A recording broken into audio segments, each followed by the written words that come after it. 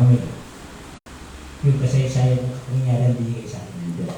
Halos lahat ng bundok ay pinakyat sa akin. Nagbabasbas ako. Sa dagat, nagbabasbas din ako. Hindi ko rin nakalain bakit pinagawa sa akin ng Diyos. Basta ako, sunod ng sunod, kung ano man sasabihin sa akin, ibutulong sa akin, ay ginagampanan ko. Ito ang pagpunta namin at utos ng Diyos din, ng Espiritu. Sa taga naman panahon, gusto ng Ama, sa Sabado at sa dating namin doon, ang sabi ng Ama sa akin, noon, sabi niya, malaki pa, mataas pa, pababa, at pagmano, paliit. Ngayon naman, ang ginawa ng Ama sa akin, stop muna, wait lang muna. Ito panahon ngayon, year 2023, number 7 yung God. 61 to 7 din. 1961 ako, 77. Tawag ko doon, 14 na station, the cross. 1961 ako ngayon, 61 ko, 1961 ako at binaba at pinanganak. Bumaba dito sa lupa. 77 din. Tapos pagdating doon ang sa atin, sasabihin ko naman sa mga kapatiran natin, ay sabihin na. Ano ibig sabihin yun? Ay ganun na tayo. Ngayon,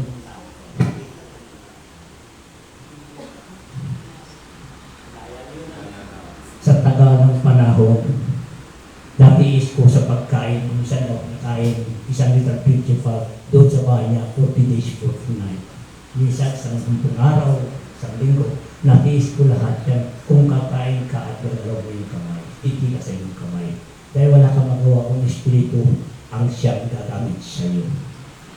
Amen? Dahil wala tayong magawa, dahil kung yung Espiritu ang magagamit sa atin, kahit yun man ang lakas natin, wala tayong magawa para tayo robot. Kung sabi niya, hindi magagalaw ang pamo para tulpo. Puso tayo, ang naghawak sa atin ang Diyos. Ang lahat yan ng bagay, sabi ng Diyos, sa akin ang lahat yan. Ang tanong ko sa inyo ba, kung kayo ay lumapit sa akin, lumapit ka sa Diyos, kung ngayon, ang Diyos ba at tumanggi sa inyo, magtamdaw ba kayo? Ay hindi. Ay hindi. Dahil wala tayong karapatang magdamdam. Kung may sakit ka, halimbawa hindi ka gumaling at hindi ka napagaling, dahil hindi yung oras magpagaling sa iyo. Amen. Yung pagdadamdam Diyos, halimbawa nagdamdam kayo, sabi ng Ama, bakit ka nagdamdam?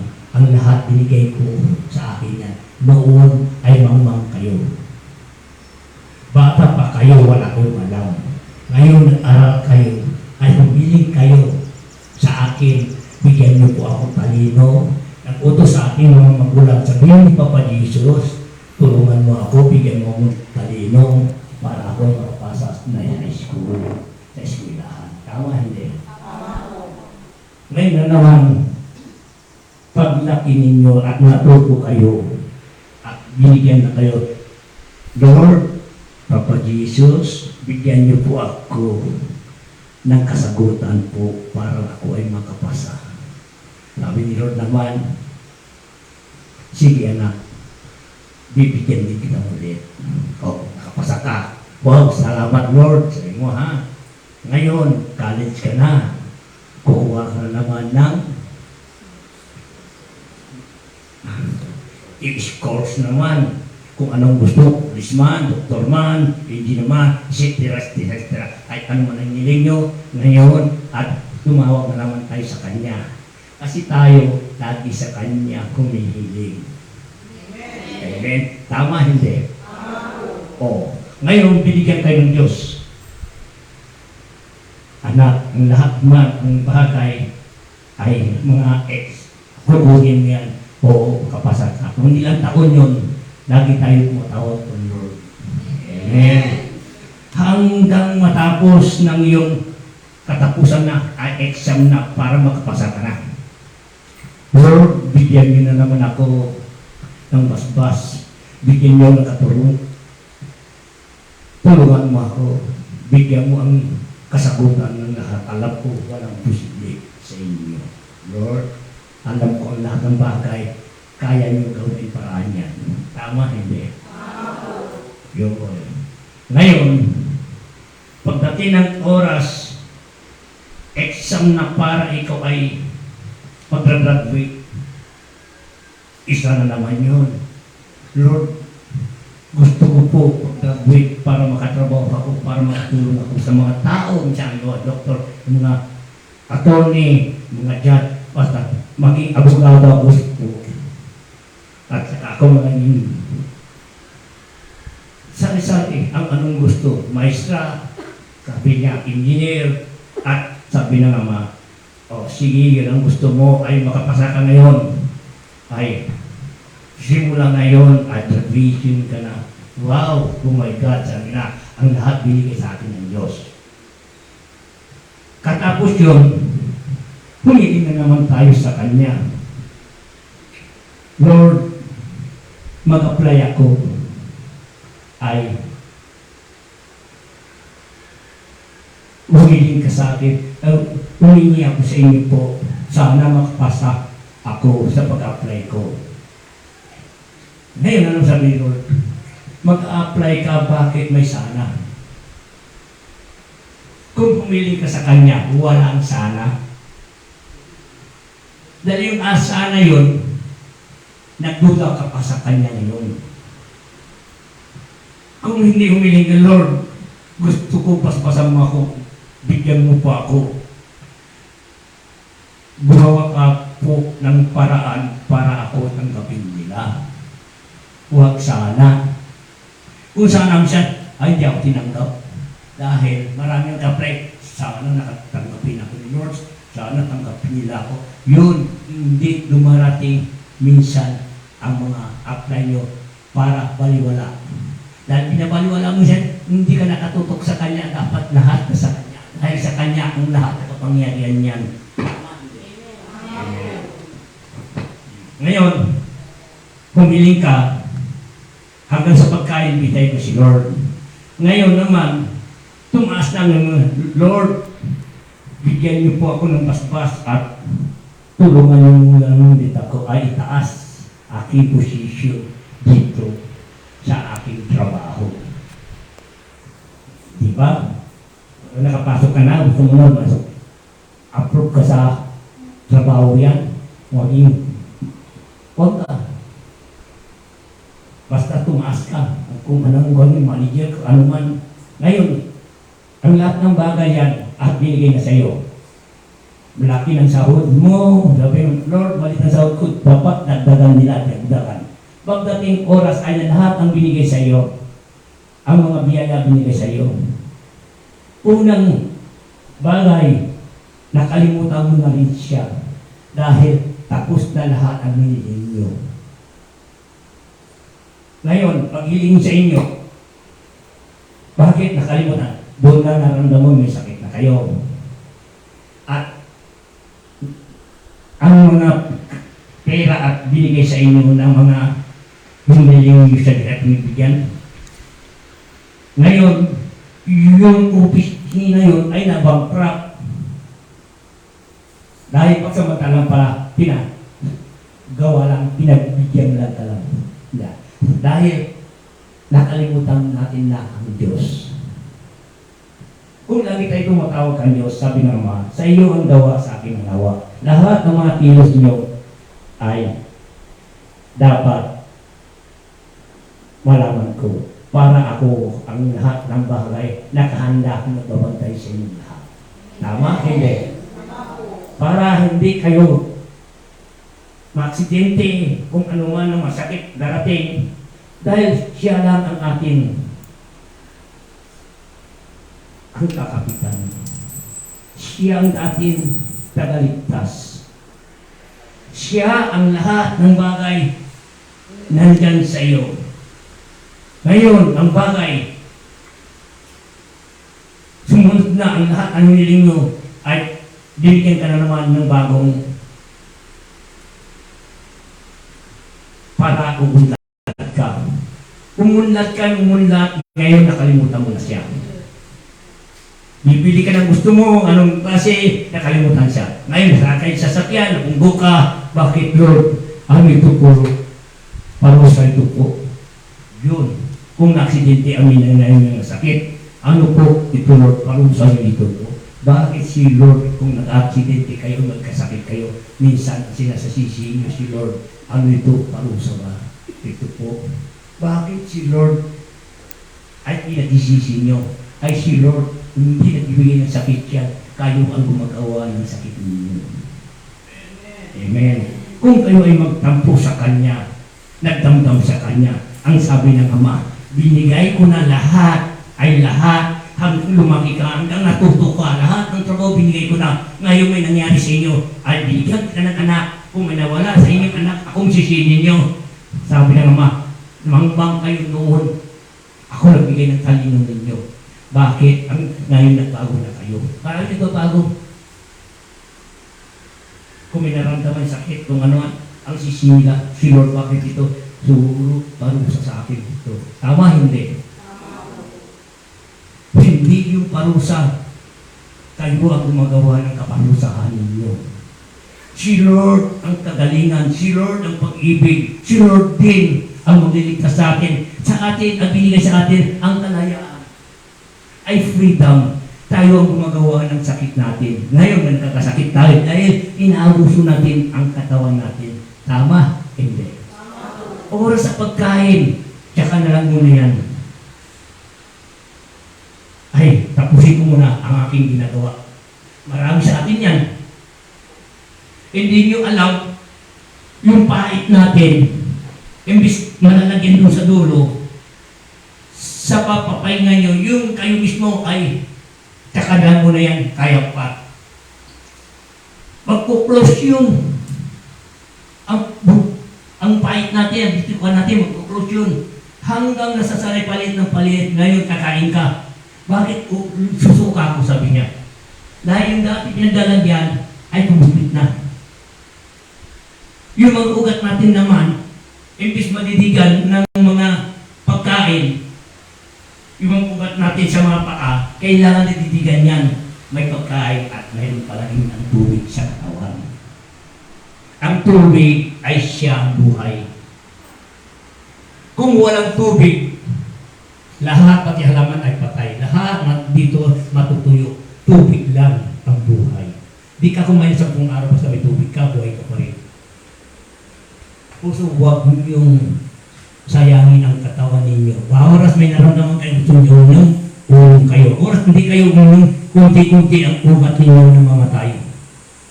Minsan, may stroke kayo. Minsan, bigla kayo nahilo. Dahil gagawaan niyo yan ang mga sakit yan.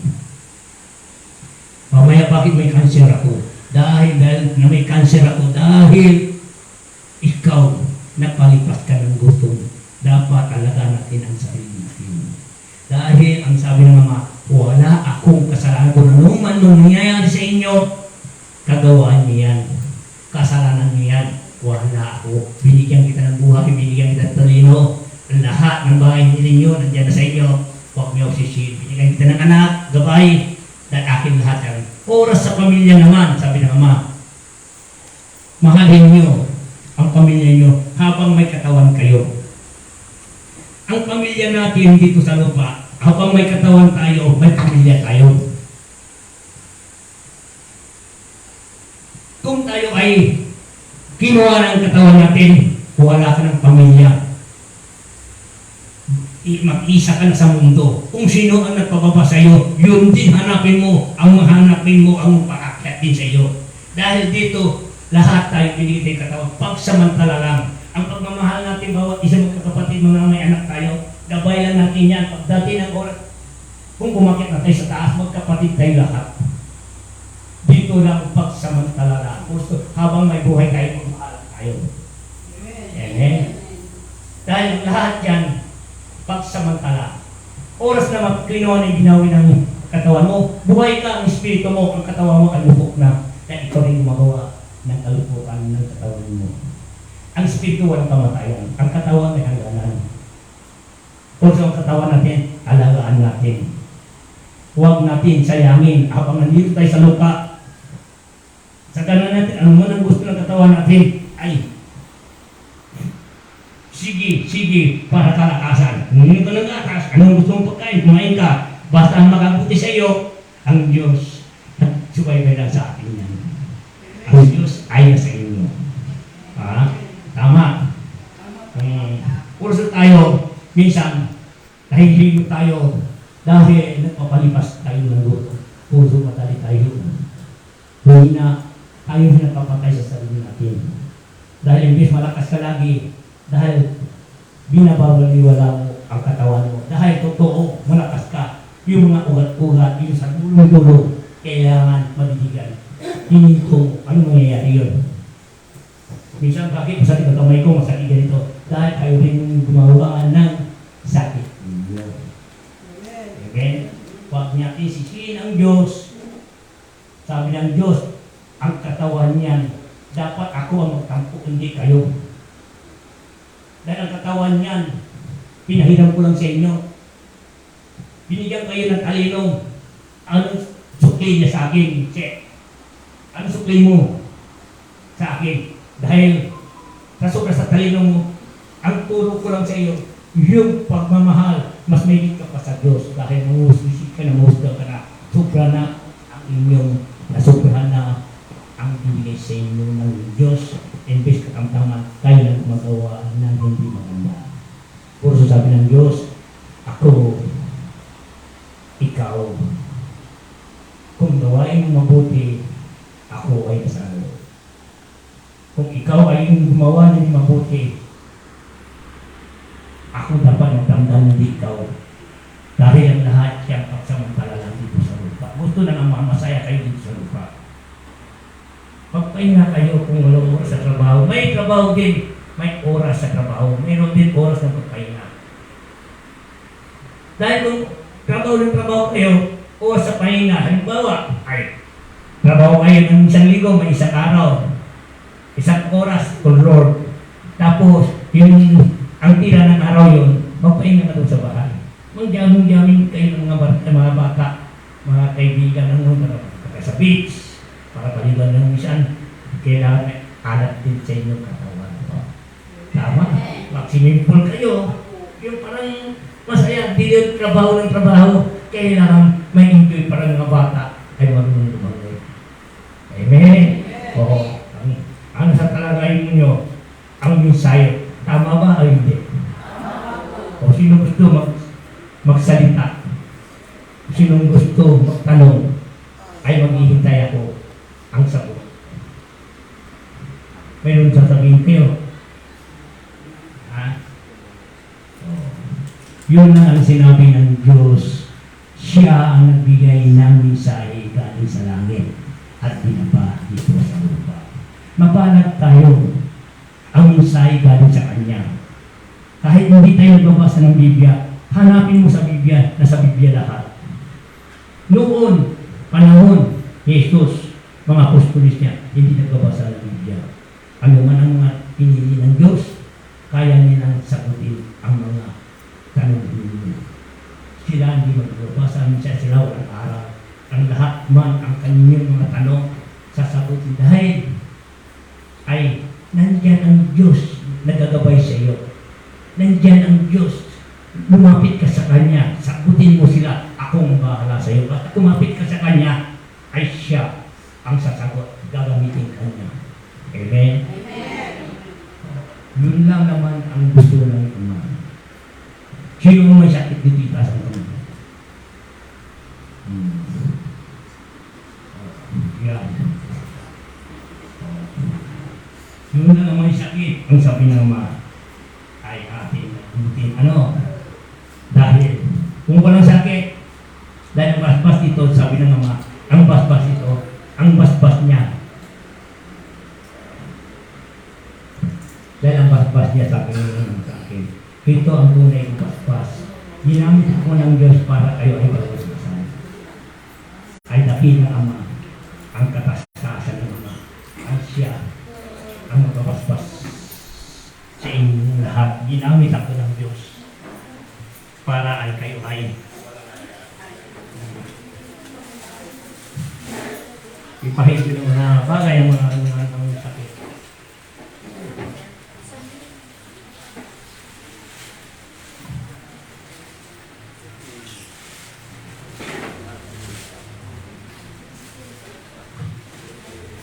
Hindi niyo mahalang itong basbas ito dahil sa pangalan ni Jesus, mapalad kayo.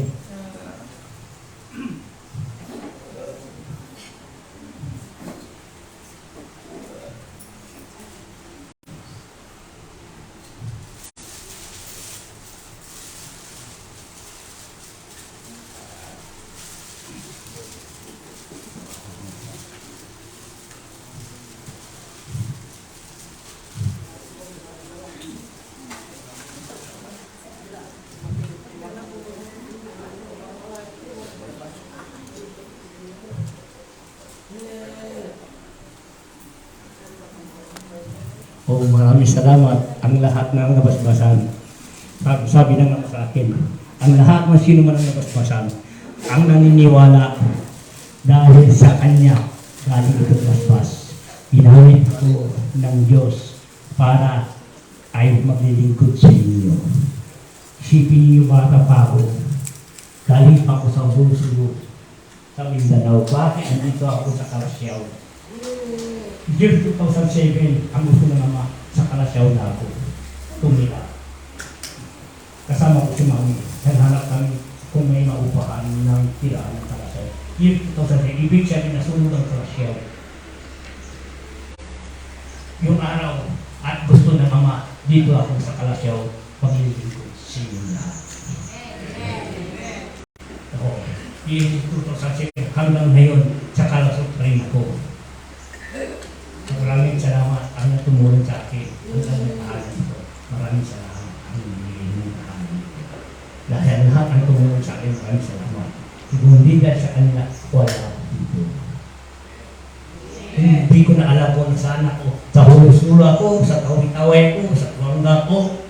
Dahil dito lahat ang kagamitan ko sa Luzon. Ang pastong ko dahil sa tuntun. Yung mga liwanag sa Palunggaw. Mayroon sa Pabian, may Abul-Alyon, may Santa Ilocosur, lahat, Bagyo, mayroon din. Lahat at napuntahan ko, lahat at mga karamitan galing sa Kanya, nandito sa Luzon, sa Luzon, ito ay kapatpad.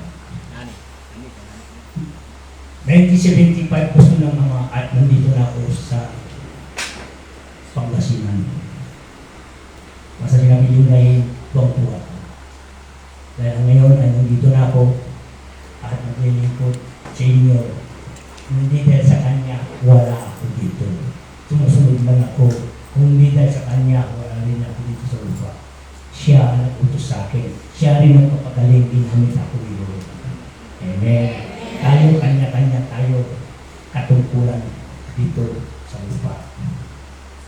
Kanya-kanya tayong gawain, isa rin ang patutungan natin sa Kanya pa rin. Kung Jesus Christ. Amen? Yun ang session ang nakila natin. Yung lahat man, ang bagay, ang mga sakit, at kailangan natin mag-pray. Kung mayroon kayo kasalanan, hindi kayo natawad sa Kanya. Ngayon, kung manay nakasala sa inyo, patawarin mo para ikaw ay madaling papatawad ng Diyos, madali kayo dadating.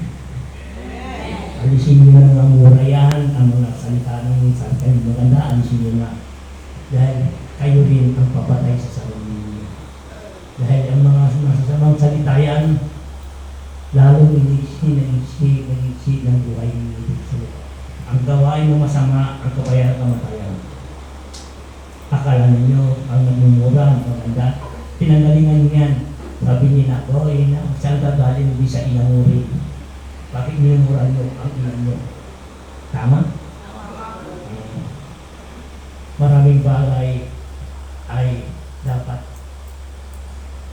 gampanan dito sa lupa. Ang mga bata, turuan natin ng magandang mga asal para masaya na ang lahat. Pag-ibig.